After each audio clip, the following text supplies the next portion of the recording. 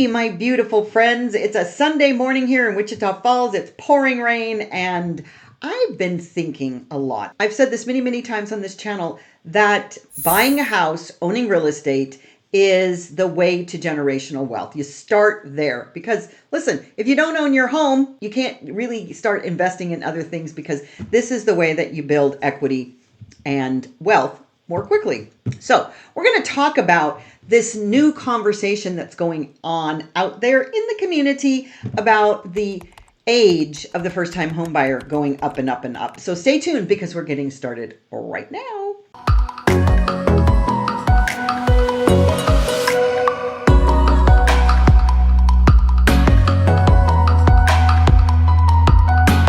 Hello, you all. I'm Debbie Dobbins. I'm your host for this episode, and I think it's so important that we begin to talk about something that I find really fascinating, but also why it's happening. And if you've ever wondered, because now it's in the public domain so often, why does it feel like buying your first home feels like it's slipping further and further away? The statistics are bearing that out. The average age for the first-time home buyer has reached 38 years old, when in the 1980s, it was 28 years old. So what's happening?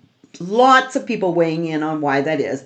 But I thought it was important to give you some statistics and then what my personal opinion is, and we'll see what happens by the end of this video, because I'm going to leave you with some thoughts and maybe some action steps, because you're not imagining that it's slipping further and further away. But there's actually one really big reason, because the average age of these first-time home buyers has been on this steady climb since 1980. Literally, it is so wild if you look at it.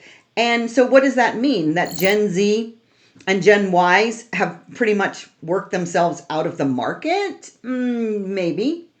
I want you to understand, though, what's really going on here, because there's a lot of people out there right now that are blaming this on high home prices.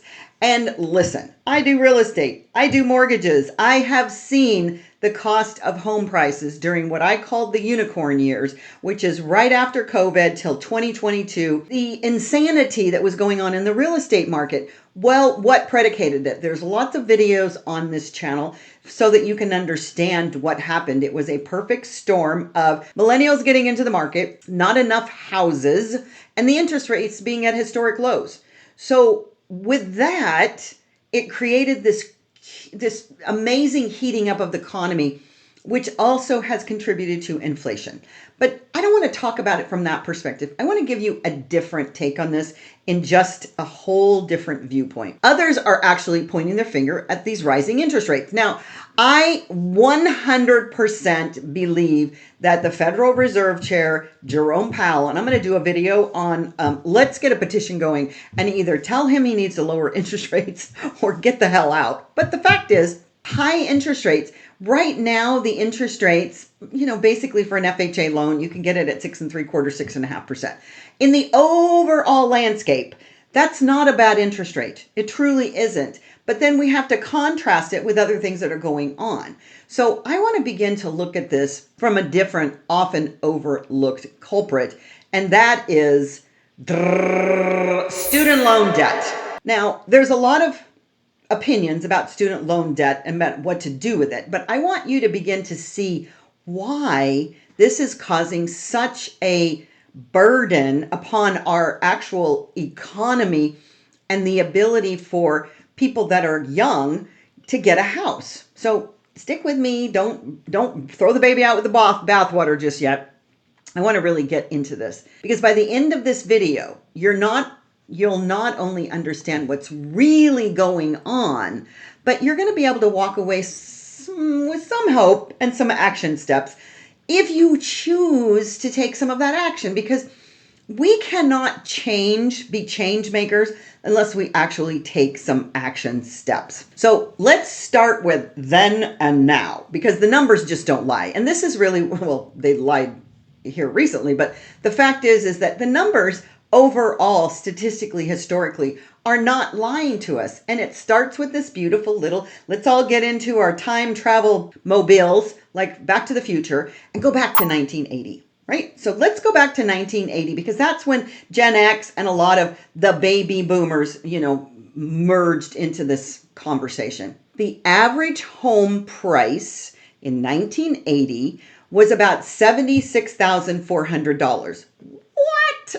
Like that seems like ridiculous. However, I'm 70 years old and I've lived through these price points. I remember when gas was 25 cents a gallon back in 1973-ish. The thing is that we have to put everything in perspective because we live literally since the beginning of time, really, when we created the Federal Reserve, honestly, that this thing called inflation exists. So the average home price back in 1980 was about $76,400. And if you adjust it for inflation, that equates to roughly $279,000 today. So I want you to keep that idea in mind. $279,000 compared to 1980 is about what the median home price would be. The median income, so let's put those in perspective. The median income, and this is not average, this is median, this is kind of middle of the road, was about $21,000, which, if you take for inflation, is close to $39,982. That's the median income. Honestly, that's for one person. Like, that's not the household necessarily. But if you adjust for inflation, $39,982. And now here's the real kicker. I lived through this. I was selling loans during this time. Let me tell you something. Selling a loan at 6.5% interest is a whole lot different than selling the interest rates at, get ready for this, 18%. Yes, you heard that right. 18%. Holy guacamole. 18% interest rates back then because we had inflation back then. What we're going through right now is literally a replica of 1980. It truly is. And I've lived through it, so I can see the handwriting on the wall. I can see that the Federal Reserve Chair, what they can do beautifully and what they do not so beautifully. And so back then, 18% to get a mortgage. Now, I will tell you that the real estate market basically plummeted 50% as a result of 18% interest rates. Why? Well, that was a heck of a lot harder to qualify for loans, even though, and back then I'm going to tell you, people thought the cost of homes were too high back then. It's always been like that. Honestly, this is the mantra that's been going on for at least 4 decades that I can recall. Let's put this in context. If the home prices and the incomes after adjusting for inflation aren't wildly different, they're not. And so I want to share that a little bit because you're like, oh, the cost of houses is much higher than that. Well, that's true. Let me counter that with just a second. Because here's the deal. The median new home price for a home, the median new home price across the country is $410,800. Now, that's a little bit different than that $279. The reason for that is because things weren't so skewed by ultra high prices in coastal states like California and New York back in the 1980s. Now they were still, but let me assure you, being a Southern California born and raised girl, the fact is that these prices in the Californias, the Oregons, the Washingtons, the New Yorks, the New Jerseys, those left and right coasts have really thrown the numbers so out of line. But that's why we now have this median of 410. But if you look at homes in middle America or even in the suburbs, the thing is the farther you get from the hub, right? So if you're in a Dallas and then we move you over to a Decatur or we move you to Denton, you're going to have a lower price point on the houses. So if you look at homes in the middle America, you're going to still find plenty of options in the $275,000 to $325,000 range. You just are. It's a statistical fact. I'm in real estate, I know. So just take my word for it. And this is so comparable to 1980. So what's really different? Especially if in 1980, the interest rates were 18%. People were still able to buy houses.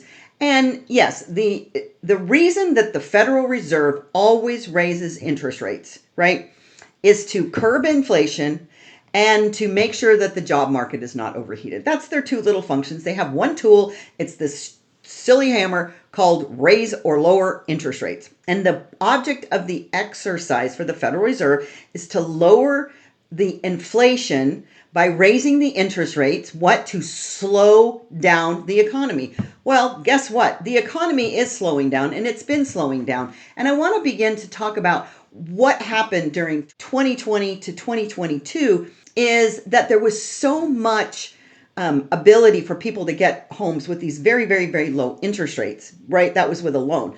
But what was also happening is there was this huge influx in a lot of areas, especially like Texas, because people from California were coming to Texas and they could sell their house in California for these really ridiculous prices, like really ridiculous prices. And then they had cash. So they were outbidding people, all people, not just young people in these metropolitan areas, particularly in Texas and Florida, paying cash because cash is king. So here's the problem is that it already began back in 2020 that even if you were, it doesn't matter how old you were, let's say you were a 65-year-old veteran and you were applying for a home using your VA and you had a cash buyer that was making an offer on the same house, the seller is always going to take that cash offer. They just are. And this is what caused the absolute overheating of the market. But here is the biggest problem for our Gen Zs and Gen Ys, the millennials, is the student loan tsunami. This is one of the biggest problems that our society has created for young people to be able to be homeowners. And this is the part that no one wants to talk about. I'm not here to say, we should forgive student loan debt. That is not what this video is about. But I want to put this into perspective because it's really important, especially for those young people that are thinking about going to college and incurring student loan debt, because it becomes a burden, a noose around your neck. In 1980, most first-time homebuyers were walking into their adulthood with little or no student debt. This is just a modern day phenomenon. And if you look it's 40 years ago. What has happened in these last 40 years? Students have gone to college and they come out and they are not equipped to get a job. So now you have $100,000 of student debt or somewhere in that neighborhood, and you cannot get a job except for at McDonald's. So the idea of going to college is becoming passé at this point. And with AI, especially, those types of jobs are going to go along the wayside. And a lot of people are going to find themselves out of work, I guarantee you. And if you don't pivot, because this is not about, this is terrible, everybody's going to lose their jobs if they're in the white collar industries. This is about looking forward and seeing how you can pivot. Literally, we've gone from horse-drawn buggies to cars to cell phones, phones that were attached to the wall, to streaming everything. It's just, this is evolution. And evolution is taking us to AI. But the average millennial, this is what is so frightening to me. The average millennial carries $28,000 to $40,000 in student loans, and sometimes so much more than that. I have done pre-qualifications on loans for beautiful millennials that have $100,000 worth of debt in student loans. And here's why it matters. Because the problem is that a lot of times when you're in college and then for a few years afterwards, they defer your repayment. They're deferring your repayment. So you're going through life, and all of a sudden you want to buy a house, and then you're going to find out exactly what I'm going to tell you. But also, you have to start repaying that. And we did have all of this period during COVID. We had all the problems with Biden trying to forgive the debt. And now we have a president that says everybody that has a student loan has to pay it back. Well, this I want you to look at has always been going on when it comes to qualifying for a loan, because your student loan debt is on your credit report. There it is.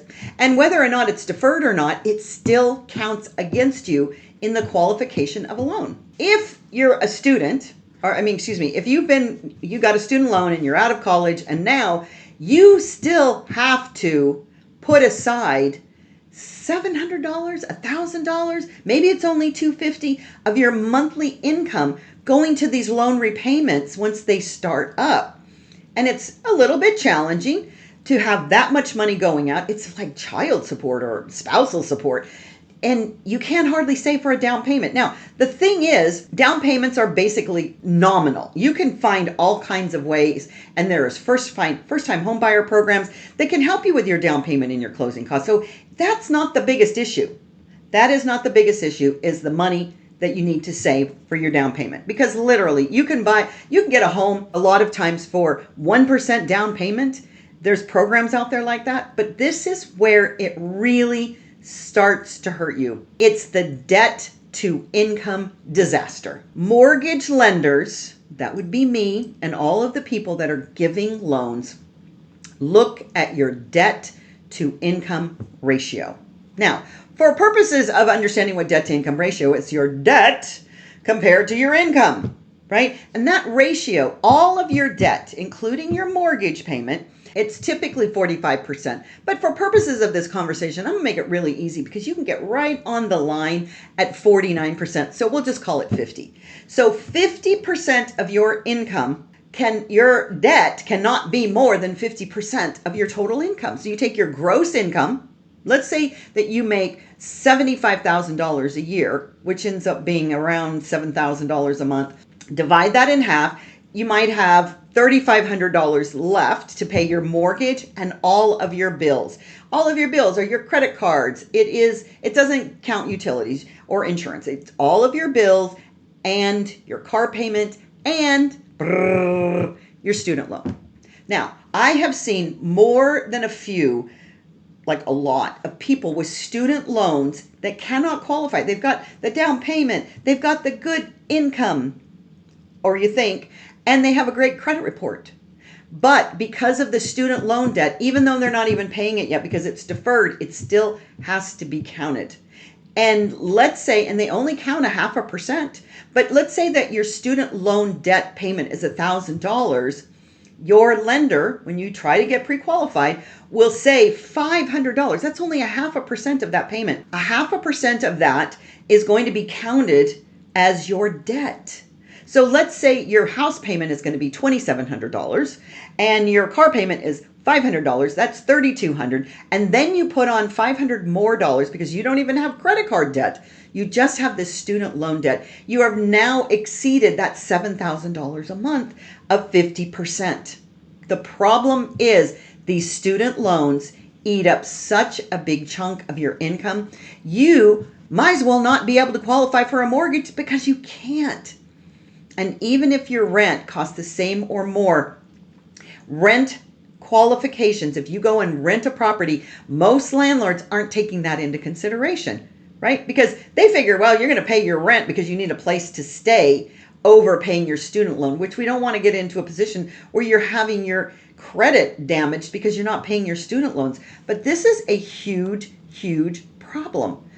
And so these roadblocks, even with good credit and steady employment, student loans can actually block your eligibility for any type of conventional or FHA or USDA or VA or any of that. These are the things that mortgage lenders care about. I call it the 3 Cs: credit, capacity, and collateral. Credit is your credit. So you want to have good credit regardless if you want to buy a house, period. Collateral is the value of the property. So you have to be able to buy it for at least what it's worth. That's a big problem. You don't buy a $200,000 house for $500,000. And capacity. Capacity is your ability to repay the loan. And these are the equations that we have been using forever, since the beginning of loans themselves, we call them mortgage loans. And now it's even higher. It used to be 36%. You couldn't have more than 36% of your income. Now it's really closer to 49 if you've got good credit. And so I just call it 50. Studies show that for every $1,000 increase in student debt, home ownership is delayed by 4 months. Can you imagine? So most people don't have 1,000. They have 50,000, 40,000, 100,000, and multiply that 100 times 4 months. That's 400 months. That's a long, long, long time. Multiply that by 30% or $30,000. And well, I don't know. You do the math. As a mortgage broker, I have tried so many times to qualify buyers making just the basic median wage, $38,000 to $42,000 a year, with $1,000 a month in student loan payments. First of all, that's insane. And the problem is that we have fallen prey to this idea because the universities think this is a dandy deal. They've been thinking that for decades. We'll just get them in. And basically you go in, and I'm sorry, but I feel like going to college for the most part, if you're specialized, you're going to be a doctor or a lawyer or an accountant or something like that. If you go and get a business degree, holy moly, you can't do anything with it unless you honestly are going to be an entrepreneur, which you don't need college to do that. It's so challenging to go in and just, and so many kids and their parents too think of this student loan debt as free money. Well, it's not, and it's not now, especially with our current administration. So with these current guidelines, this is a problem.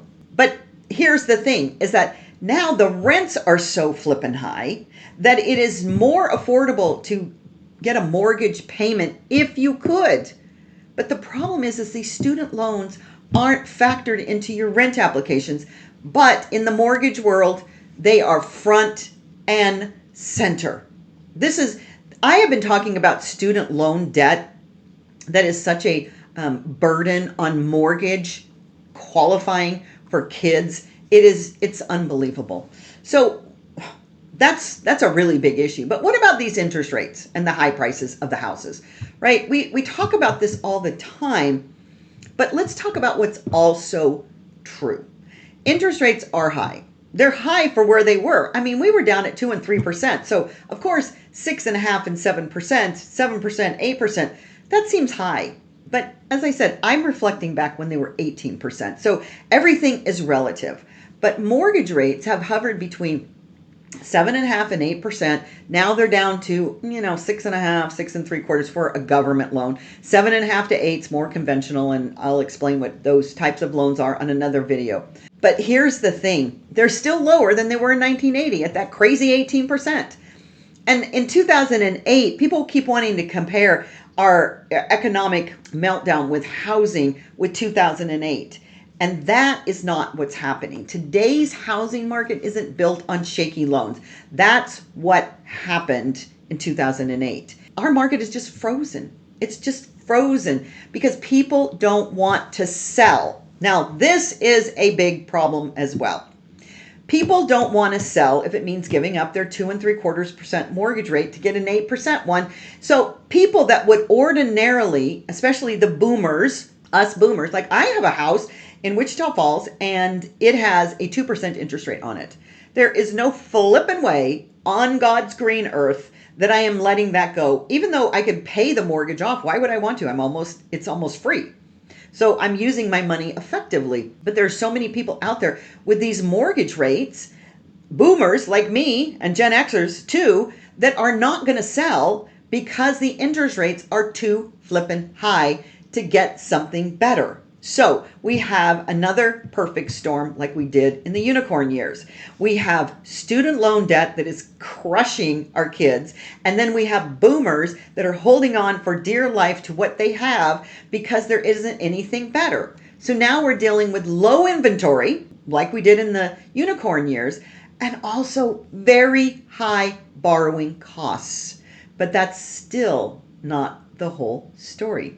The rest of the story is when we adjust for inflation, this is what we're going to do. We're going to adjust for inflation. Today's income to home price ratio isn't that different than 1980. But the debt to income ratios, those are so much worse. So this is where the problem is. Honestly, it's just sometimes I don't know about you, but I get tired of the pundits because they only want to say one thing, and that's a thing to get you in fear. And the fact is that once you understand what's happening, then you can make choices that are actually good choices for you going forward. And that's the difference. And nobody's talking about it because student debt is a modern phenomenon. It truly is. It began about 30 years ago where it just got out of control completely. And the interest rates and the housing prices, they rise and they fall. That's just a fact of life. I've been doing this for so many decades. But if you don't have a perspective and you're only looking at this little tiny sliver of time, you think that the sky is falling. This level of student debt is unprecedented, literally unprecedented in American history. So what can we do? Now, I am not, as I said, I am not about forgiving student loan debt. That's dumb. That doesn't set any kind of example for anybody. And this is why I have a podcast called Radical Responsibility Revolution, because what you need to do is be responsible for your actions. And if you did fall into that trap of just saying, oh, I'll just get some student debt and then I'll go and party at the university, because that's, sorry, but my opinion is that's just a big party experience for 4 to 6 years. But you got to be educated before you borrow. So before you sign on the dotted line for a $30,000 plus student loan, students and your parents need to think long term. Is this debt going to delay buying a home? Number one. Starting a family? Number two. Or launching a business? Holy moly. This is what I teach about everybody. It's become an entrepreneur. But the student loan debt has taken front and center a noose around your neck to prevent a lot of that from happening. So one thing that's really important is begin to look at, does going to a university, especially an elite university at so much money, hundreds of thousands of dollars a semester, does it really serve you in any real way? Are you looking forward and saying, this degree, because honestly, they're losing their panache, I can assure you of that. Does that really support you in any particular way going forward? It's so, so important. Do you just want to get the degree so you can use it to move ahead? I don't know, because honestly, if you're an entrepreneur, you don't need that. Ask Bill Gates. And the fact is there's chapters after chapters of people not having a college degree and being multi-million/billionaires. But the next thing, if you're already in it, is begin to explore forgiveness programs, not into letting it all go, but income-based repayment. So much like offering compromise, if you owe the IRS money, which if you read my book or you know any of my story, you know that I had an offer in compromise with the IRS to allow me to pay pennies on the dollar because that's all I could repay. Right? So it's not about a punishment, but it's also about repaying it. And generally these repayment programs, they can be smaller payments, or you can just settle for an agreed upon dollar amount. So let's say that you owed $100,000 and you could settle for 50, go get a real loan that will be smaller, lower interest rate, and pay that student loan off and get it off of your back. There's loan adjudication programs. There's public service loan forgiveness. These all will help you begin to reduce your debt to income ratio and help you qualify for the real prize, which is home ownership. Home ownership is the key, number one, to the American dream, but it's the key to wealth building. I can't say enough about buying a house, but the fact is that it's just become out of reach for people because of these crazy student loans. And then what we need to do is begin to ask our policymakers. You can say, start a petition, call them on a regular basis, just really begin to speak to these policymakers, because what we need is the people in Congress to start asking and helping and collaborating with Fannie Mae, Freddie Mac, and FHA to begin to factor student loans in differently. Because right now it's so aggressive into these mortgage calculations that it puts a big barrier for people actually able to qualify because of their student loan debts. So maybe we look at it just from a different perspective. Maybe instead of calculating 50% or a half a percent of whatever the mortgage or whatever the student loan payment is, maybe it's a quarter, maybe it's 10%. The fact is that we need to get some collaboration between the lending institutions and the government structuring of how these debts are going to be repaid. We aren't treating education like the investment it's supposed to be. Instead of anchoring our younger generation, we've now locked them out of wealth building. How crazy is that? You're supposed to go to college to get a better job, a better paying job. And the fact is the world is constantly changing and the education community has not kept up. And I'm going to tell you something. I love AI and I can see the handwriting on the wall with AI that so many, even students right now currently in college, are not being taught about what the world is going to look like with AI. They're just not, unless they're really paying attention. It's not being taught. So we want to begin to reimagine guidelines that actually reflect modern realities. Our modern reality is different than it was even 2 years ago. When AI first came out, I don't know that most of the public even had a clue. And now it's common conversation that 25% of all entry-level white-collar jobs will be gone. They say in 5 years. I say maybe a year. But here's the way bigger picture that we need to begin to think about. This isn't just about home ownership. This is not just about home ownership, but it is so key and critical to everything that we know and love. This is about the middle class disappearing. How? Well, because we're gaslighting a whole generation by saying we bought our homes at 23. Why can't you? I mean, that's really just gaslighting. And the fact is that yes, the increase of the average age for a first-time home buyer in 1980 was 27, 28 years old, and now it's 38. But why? It's not about the cost of the home. Because if you look at the cost of the median home and you look at the wages, they're basically similar. What is the biggest difference? Literally, well, cars are more expensive, but the fact is that still factors in there. The one big juggernaut is student loans, because we didn't have, myself, my kids, my nieces and nephews, my friends, they didn't have thousands of dollars a month in student loans. It just wasn't there. So that is really, truly the biggest culprit. Our parents bought homes before college was a $200,000 plus experience. And because we had different rules for borrowing, we had different rules for saving, and we had different rules for building a life. We didn't need to have every bell and whistle known to man. So let's stop blaming the younger generations because they can't. We have set this ball in motion, and it's time to start really reflecting on what is the real issue and how does this student loan debt serve us getting an education that really doesn't amount to, I don't know, jack.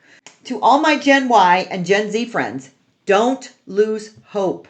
There are solutions. And this is the thing that I share about everything. There are always solutions to whatever. And I will continue to beat the drum that home ownership is the beginning of wealth building. It truly is. And you can do it. You can do it. You've got to really begin to look at this silly student loan debt, though. That is a huge, huge barrier. There's strategies. And if you're watching this, you're already smarter than 90% of people who are just scrolling Zillow in frustration. Stop doing that. Really begin to look at how can you become a homeowner. There are so many beautiful programs out there that make it simple for you to do that. And I'm more than happy to do a Zoom call with a parent of a millennial or a Gen Y, Gen Z, and also to really begin to look at all of your options, because there's adjustable rate mortgages that are short term. There are buy down ways. I mean, it's just the possibilities are endless. And to my boomer and Gen X friends, if you own a home, remember how different the game was when you bought it. So we want to begin to extend grace to our younger generations. We want to begin to offer help. And more important, Educate your kids and your grandkids.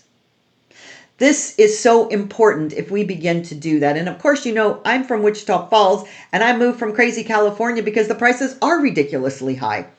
And so I would say if you really want to make a difference, come move to Wichita Falls, come to Texas. There's a link in the body here to download a relocation guide because I love it here. And the fact is that you can do so much more with your money here. It is a beautiful thing. And the community is growing. We're getting data centers. We're getting an Amazon distribution center. I mean, this little tiny town is turning into a really, as I've always called it, a jewel of Texas.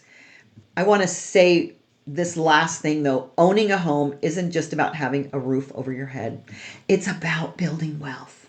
It always has been. It creates roots and crafting the kind of life that you actually want. So I'd love to hear your stories in the comments. Put a comment in there. Whether you bought or you're renting or you're just dreaming of home ownership and what's keeping you from it, or what are your success stories? And if you found this video helpful, make sure to like, subscribe, and share it with someone who needs to hear the truth beyond these crazy headlines. Because if you watch the headlines, you're only going to get the clickbait messaging. I want you to be well informed. I want you to begin to understand that it is still within your reach and your power. And we have to begin to look at that student loan debt. So there's lots of different ways that you can begin to manage that, but that's the problem of your qualifications. So let's begin to really dream bigger and planning smart. And for now, Queen of Magic, out.